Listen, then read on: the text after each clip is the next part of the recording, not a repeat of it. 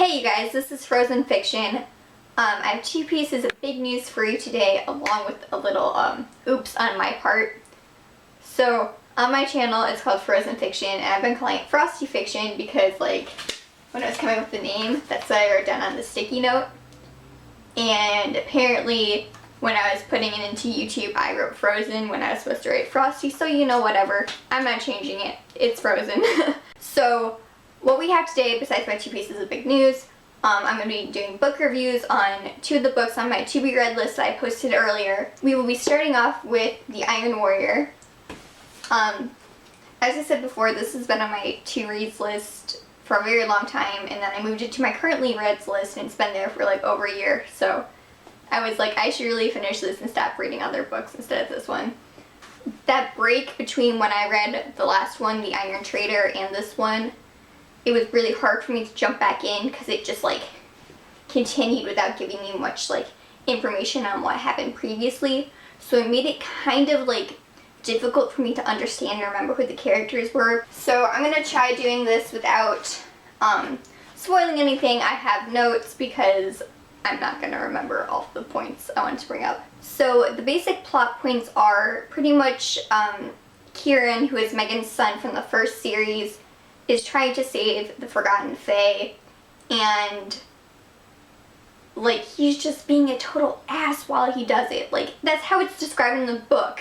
So Ethan, who is Kieran's uncle, swears to save him, and it's a little bit weird because they're best friends because time passes like faster in fairy, so they're the same age. So he swears that he's going to save Kieran from himself, and they go on this huge quest with his love interest, Kenzie, who is totally spunky. I really like her. And on this journey to save Kieran, they're looking for Kieran's love interest. I'm going to butcher her name. Annawil, maybe?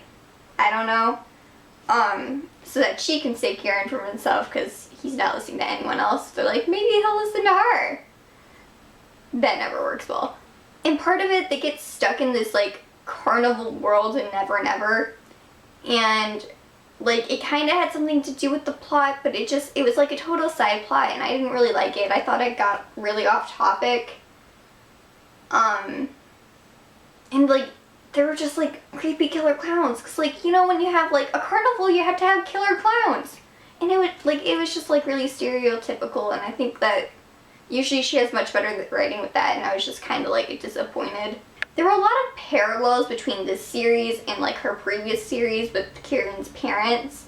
So it wasn't like, I don't know, I didn't think it was as original as the her first series. But then again, she was also writing another series called the Talon series about dragons, which was like really cool. So I don't know if she's more focused on that series than this one when she was writing it. But this one just kind of like, it wasn't very different from all the others. Plus, since I don't want to spoil, I will say this, the ending was very cute. Next we have These Broken Stars by Amie Kaufman and Meagan Spooner. So to introduce the characters, Lilac is the daughter of the richest man in the galaxy. She's very lonely, it seems. Like she says that her cousin's like her best friend and the only one she has, and like there's no one really around her. But she's also very intelligent, like she knows how to like hotwire stuff and like just like crazy stuff. Throughout the book she was a very dynamic character. She changed her attitude a lot, which was like really nice to see instead of like a lot of static characters inside books. Especially since Tarver, the male interest in the book, was a very static character. He didn't really change. Like you learn stuff, like more stuff about him, but like his personality never really changed. It just stayed the same. He was a soldier.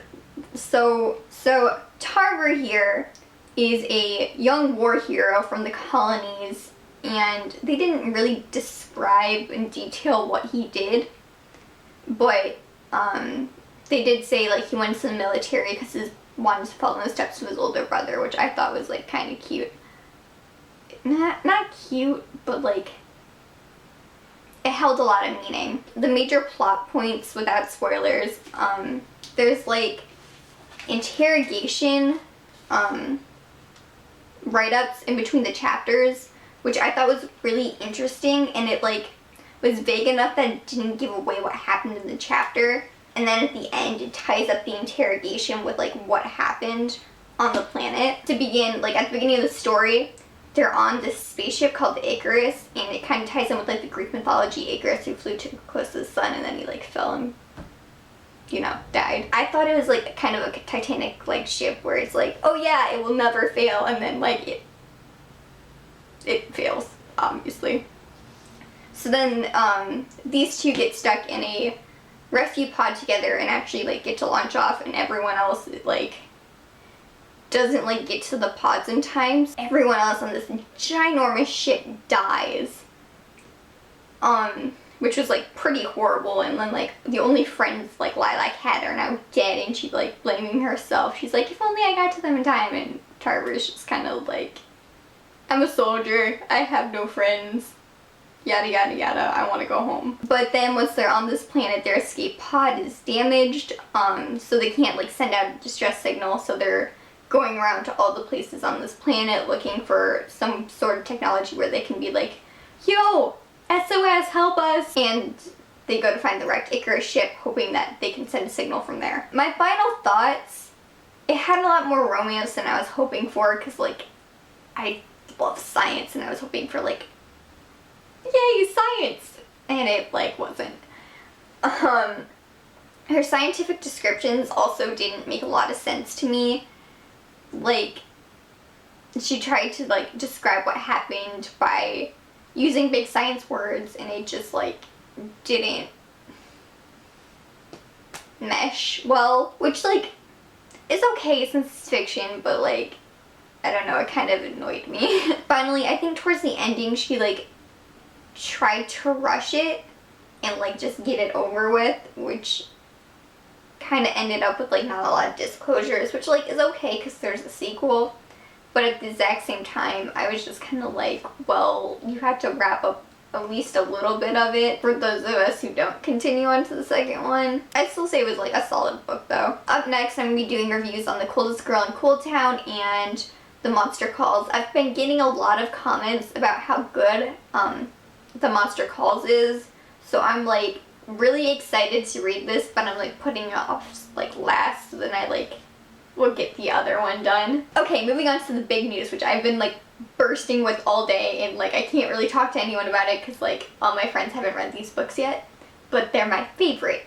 So I'm going to tell you guys, Jennifer Estep has posted on Twitter/Facebook that she is writing a spin-off of Mythos Academy with Gwen's cousin Rory, who is introduced in books 5 and 6.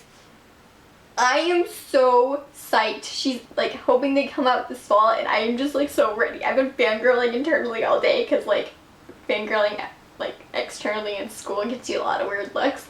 But like I'm so excited. Words can't even explain how like excited I am for this book. Like, yay! Big news number 2. I have decided on a college I'm going to. So I decided on Michigan Tech, which is also why I'm wearing my shirt and my hat. I went up there this weekend, which is why I got so much read. 9-hour car ride kind of like pertains to like you have to read for a little bit. So yeah, that's really exciting. Not as exciting as Mythos Academy spin-off, but still pretty exciting. I hope you all have a fantastic week. I hope to see you soon.